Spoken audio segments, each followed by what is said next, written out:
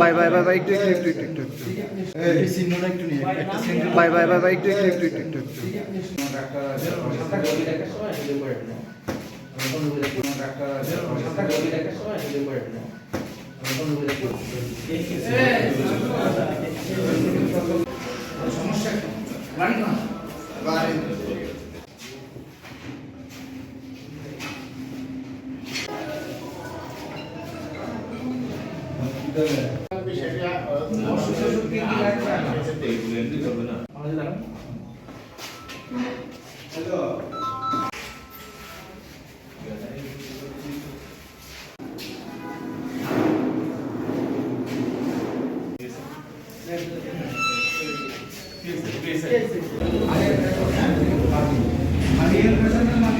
চার গুণ শক্তিশালী এনজাইম ও অধিক ফেনা সমৃদ্ধ অরিক সিলভার ওয়াশ মাত্র 70 টাকায়। এটা তো সন্ধ্যার দিকে শেষ হয়েছে, পরে আমি আসতেছিলাম, আসার পথে আপনার ওই যে পাটকেল বাড়ি পার হয়ে একটু আগাইলে ওই যে অতর্কিত বাবা অনেকগুলো দাঁড়ানো ছিল।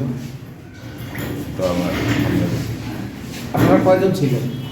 আমি আমার সাথে আর দুজন ছিল, তো মূলত হচ্ছে আমারই করেছি। আপনাদের উপর যারা হামলা করেছে কারা চিনতে পেরেছেন কাউকে?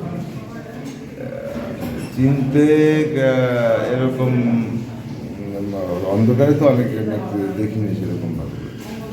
কয়টার দিকে আনুমানিক? এইটা 7টার দিকে। 7টার দিকে। আপনি কি নির্বাচনী জনসভা থেকে ফিরছিলেন? হ্যাঁ, 7 পারে। তো কতজন ছিল আনুমানিক, কতজন লোক? আপনারা খুব তাড়াতাড়ি ওই সিসি ফুটেজ পাবেন, 150 থেকে 200 আপনাদের উপর হামলা করেছে। এদের কাউকে চিনতে পারেন? কারোর প্রতি অভিযোগ বা অভিযোগ সেটা প্রশাসনই করবে, দেখবে। আমি তো অন্ধকারে আর অতর্কিতভাবে হামলা করে আমি তো ওইভাবে বলতে পারবো না। আর ওই এলাকাটা তো আমাদের থেকে অনেক দূরে, আশপাশের লোকজন তো একজন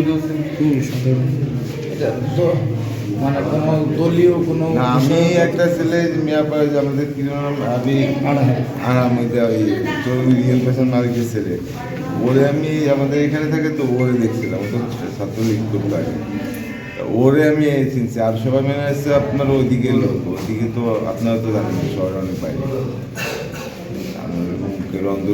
একজন ছাত্র, তাকে কি আপনি ছাত্রলীগ কর্মী হিসেবে চিনেন, যাকে চিনেছেন? হ্যাঁ, ও তো আপনার ছাত্রলীগ কর্মী হিসেবে। এখন কোনো পরিচয় আছে তার? আমি এত কিছু দেখছি এইভাবে। চার গুণ শক্তিশালী এনজাইম ও অধিক ফেনা সমৃদ্ধ অরিক সিলভার ওয়াশ মাত্র 70 টাকায়।